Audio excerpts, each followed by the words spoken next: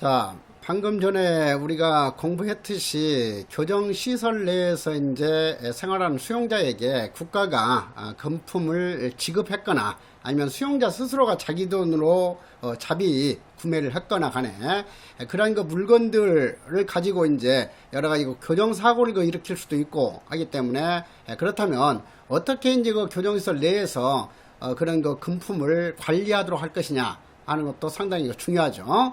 그래서 법 제3장 62페이지 보시면은 25조부터 금품 관리에 대해서 규정을 하고 있죠. 자, 그래서 금품 관리 들어가기 전에 먼저 이제 63페이지에서 기초적인 용어를 다시 한번 좀 이해를 하고 넘어가도록 하자고요.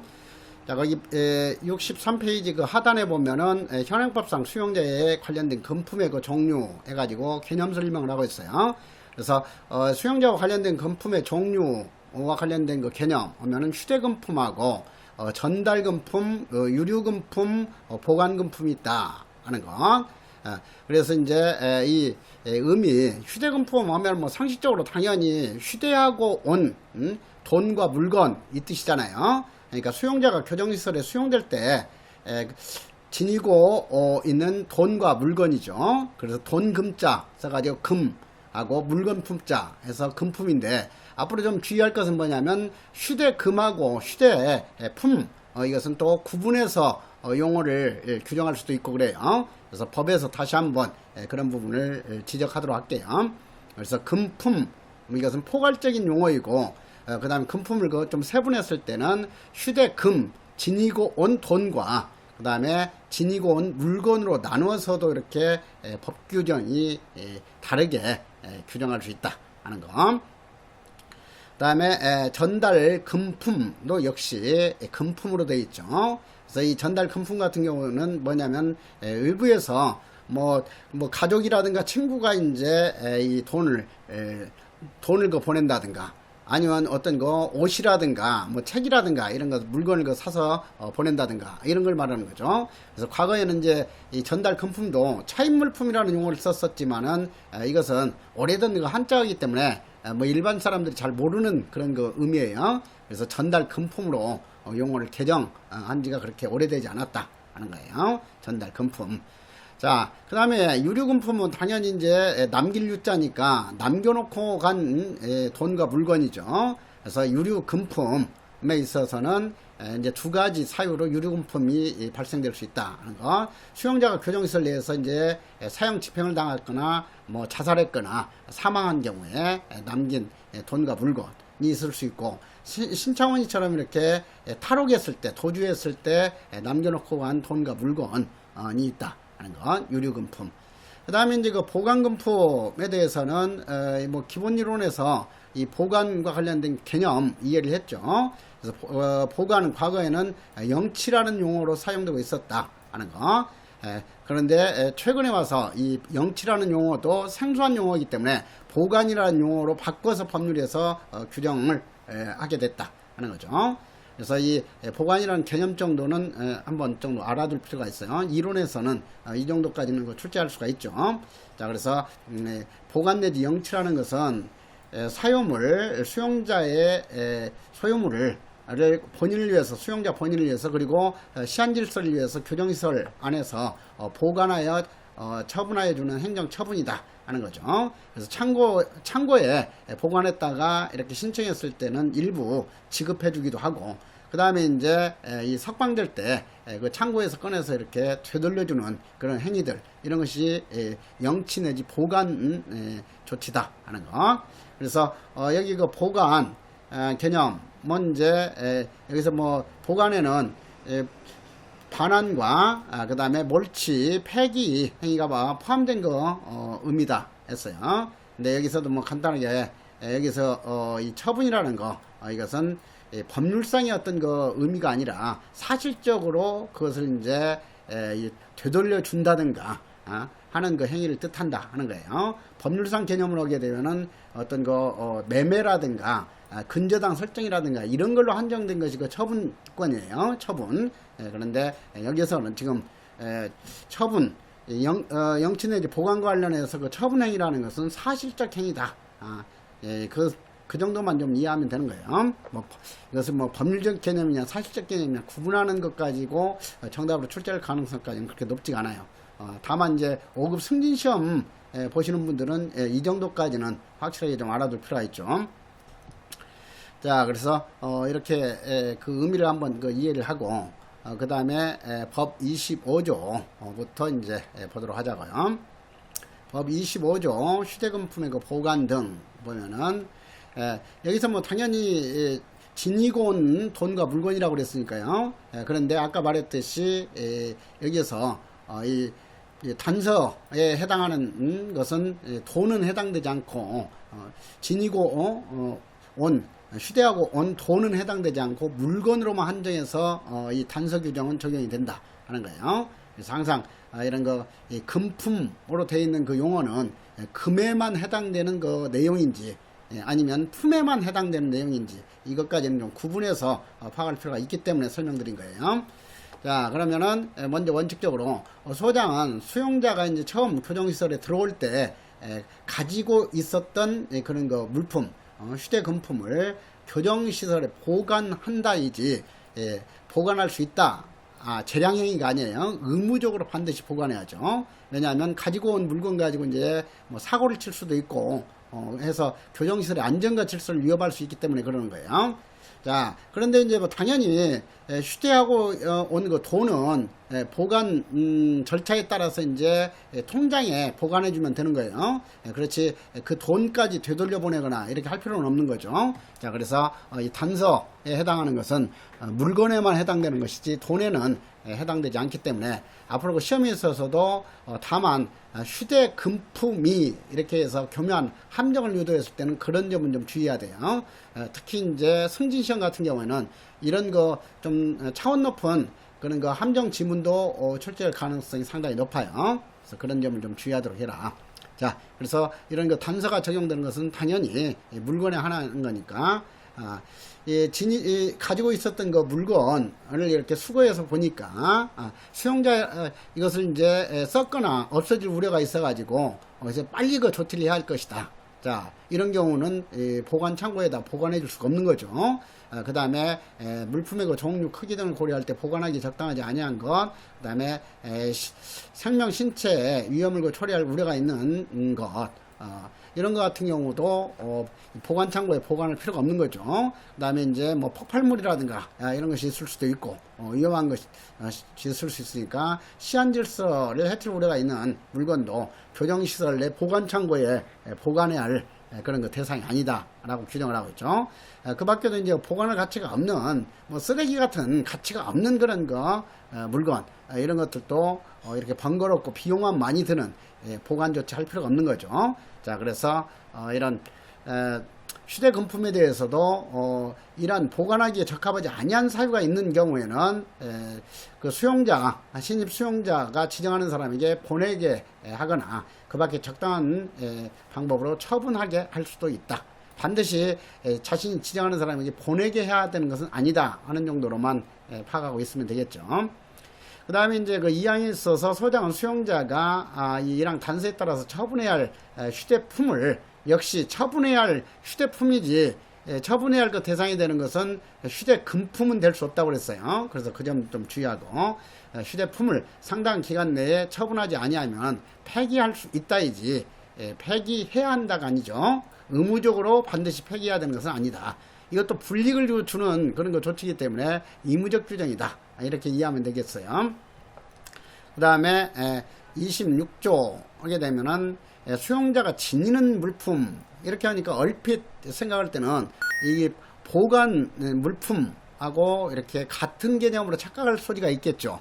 그래서 그 점을 좀 주의할 필요가 있어요. 이것은 수용자가 지니는 물품이라는 것은 뭐냐면은 교정시설 내에서 이제 그 거실에서 생활하거나 아니면 이제 수용자 옷에 넣어가지고 다니면서 이제 사용할 수 있는 그런 그 물품을 말하는 거예요. 자, 그렇지. 이것을 이 창고에 보관시키는 보관 금품하고는 다른 용어다 하는 거예요. 자, 그러니까 여기서 좀 이해할 필요가 있는 것이 뭐냐면 지니는 그 물품이지 지니는 그런 거 대상이 되는 것으로는 금품은 될 수가 없어요. 왜냐하면 교정시설 내에서는 돈을 절대로 지니지 못하도록 법률적으로 규정해 놓고 있잖아요. 그렇기 때문에 이 앞으로 5급 승진시험이라든가 이런 데서 가장 그 고차원적으로 함정유형으로 출제한다면은 26조와 관련해서도 수용자가 지니는 금품 등 금품으로 이렇게 바꾸는 함정이 출제될 수는 있어요.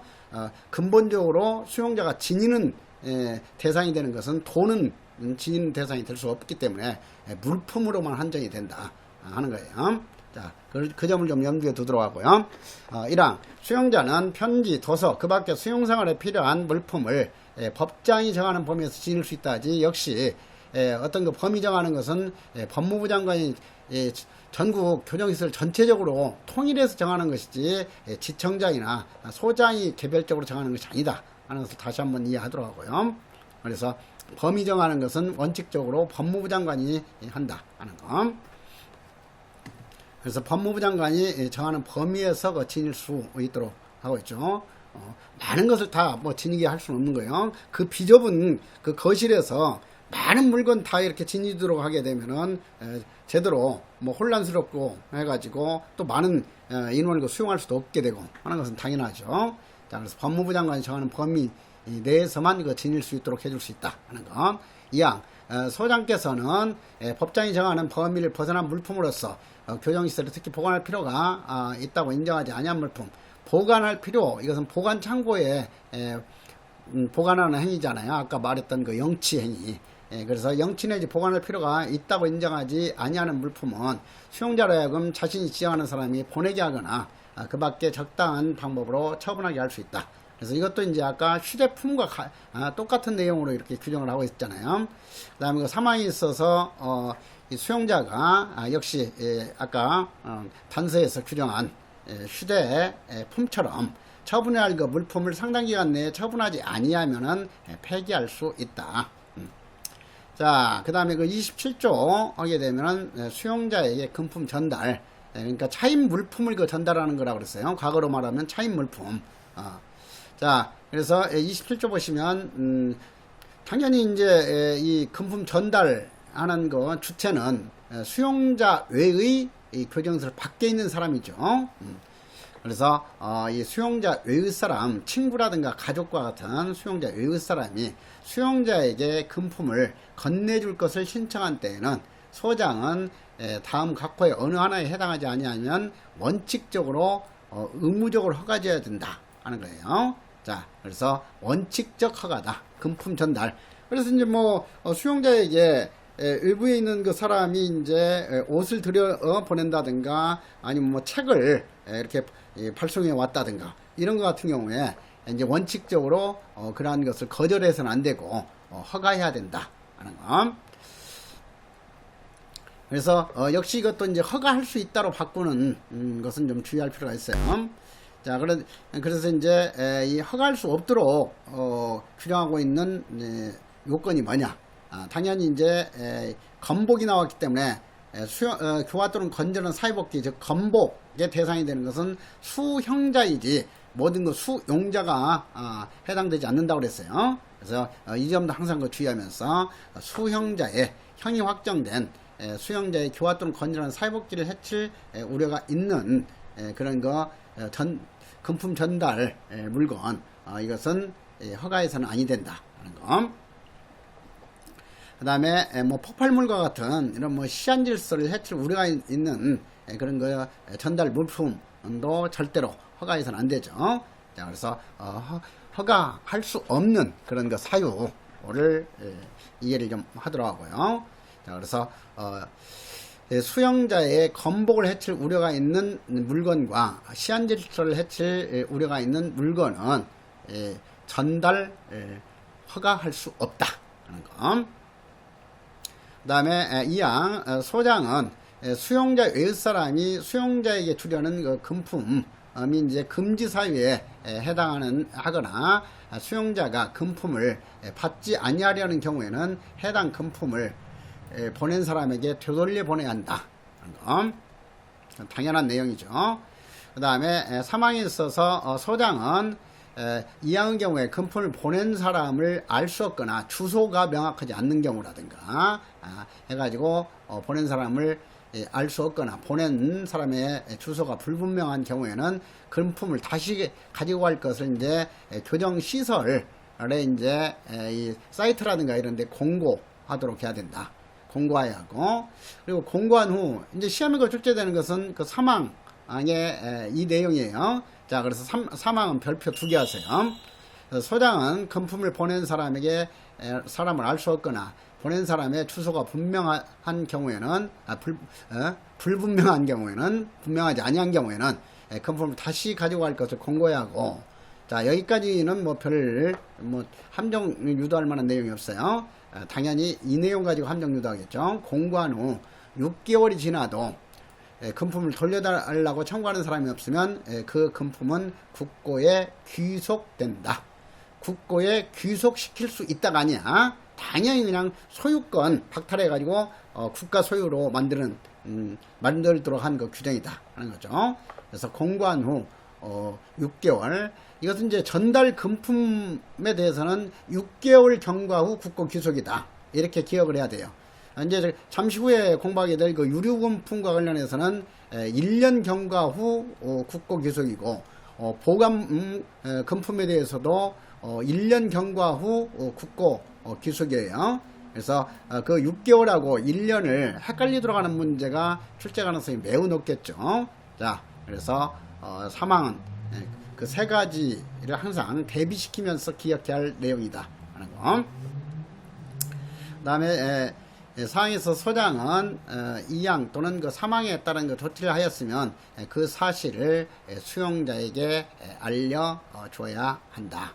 자, 수용자에게만 알리면 되는 것이지 뭐 보내온 사람에게까지 알릴 필요는 없는 거예요. 자, 그래서 그 점 주의하고, 그 다음에 지금 이번 법령 풀이집 1세판에서는 여기 그 시행규칙 전달, 금품 전달과 관련된 시행규칙 22조가 빠져 있네요. 그렇기 때문에 여러분들은 이것을 좀 국가법령정보센터에 다운받아 가지고 63페이지 아까 공부했던 그 해설 용어 설명 그 부분에다가 이렇게 첨가해 가지고 좀 붙여 놓도록 하세요.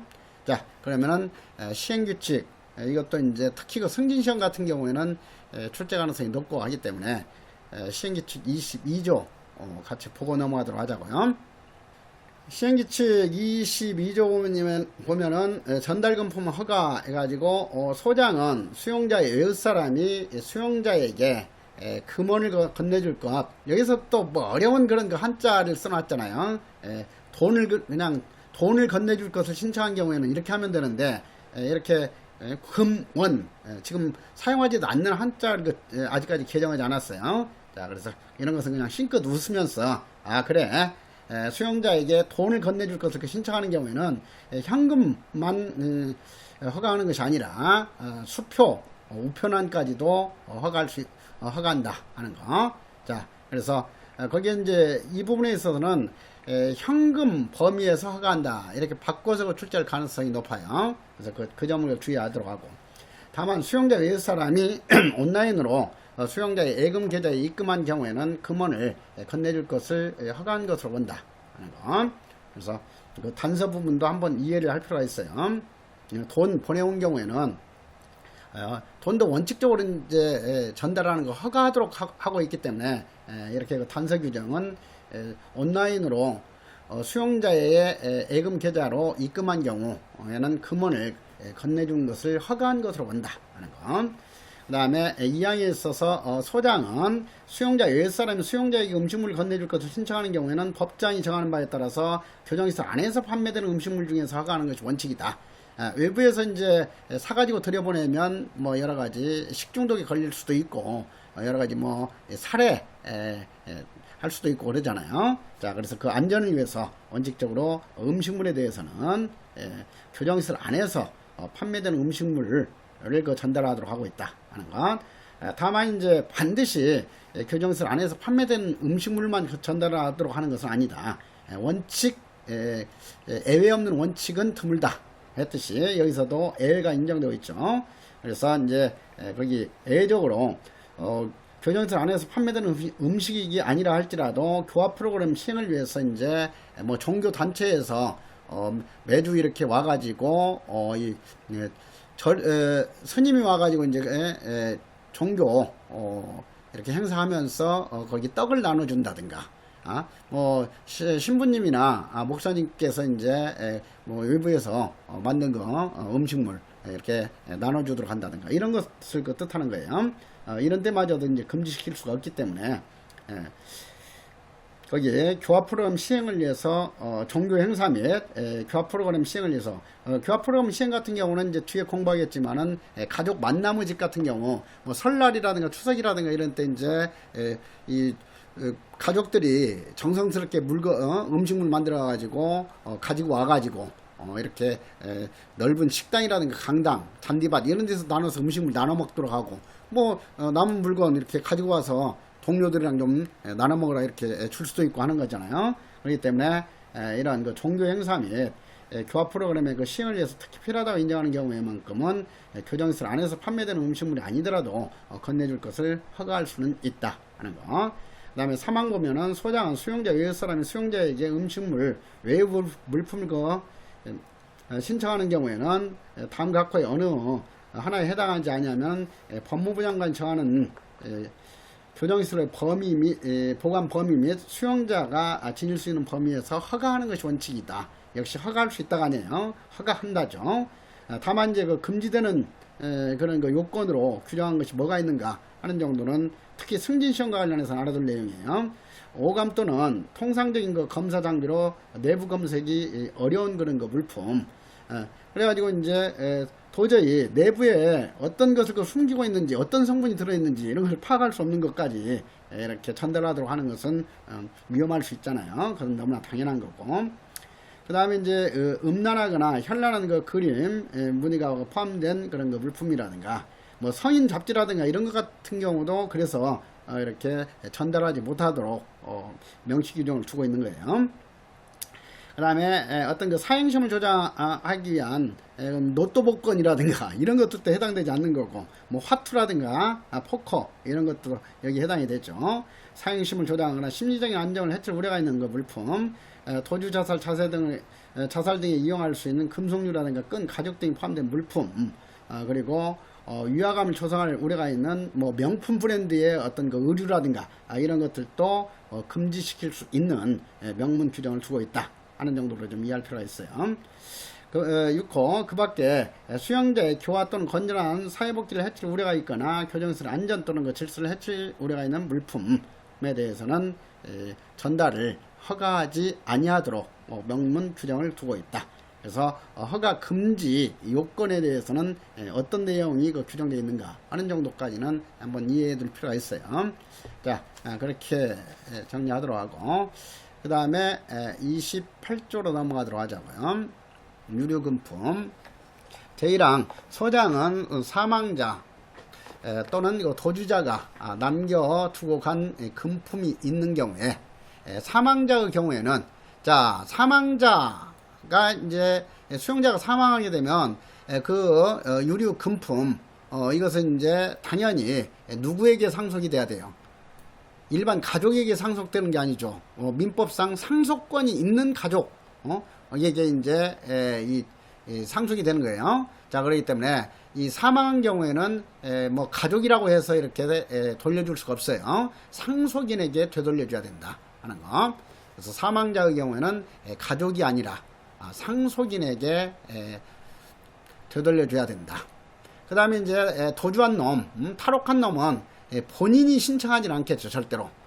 나 뭐 어디 있으니까 뭐 그 물건 찾으려고 나 어디 있다 이렇게 할 가능성이 전혀 없잖아요. 그래서 법에서도 그 전까지 감안해 가지고 도주자의 경우에는 그 가족에게 그 내용 및 청구 절차를 알려줘야 한다. 이렇게 규정하고 있어요. 자, 그래서 이 점도 좀 주의하도록, 도주자의 경우에는 본인 또는 그 가족에게 이렇게 하면 좀 교묘한 함정이 될 수가 있어요. 그래서 그런 어리석은 미친놈은 없겠죠. 본인이 이제 이 청구 절차 알려받으려고 자기가 있는 장소를 제시할 수는 없으니까. 자, 그 점 그 가족에게 그 내용 및 청구 절차 등을 알려줘야 된다. 그러니까 이 부분에서는 이 부분 상속인을 가족으로 바꾸는 함정을 특히 주의하도록 하고, 그 다음에 이 부분에서 도주자의 경우에 살며시 그냥 가장 어리석은 그런 사람 가려내는 함정으로 본인 또는 그 가족에게 이렇게 바꾸는 함정도 좀 주의하도록 해라 하는 거예요. 다만 이제 뭐 유류금품 이런 경우도 어쩔 수 없이 이제 썩거나 없어질 우려가 있는 거, 이런 것은 곧바로 폐기할 수도 있다 하는 거죠.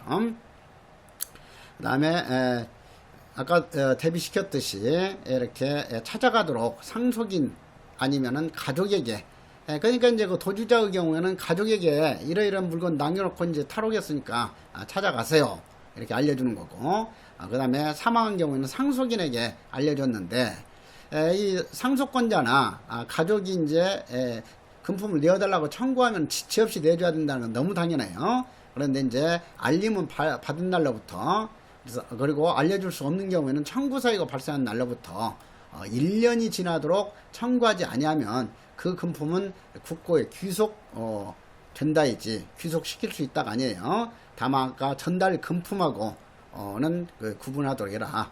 전달 금품은 6개월 경과 후 국고 귀속이다.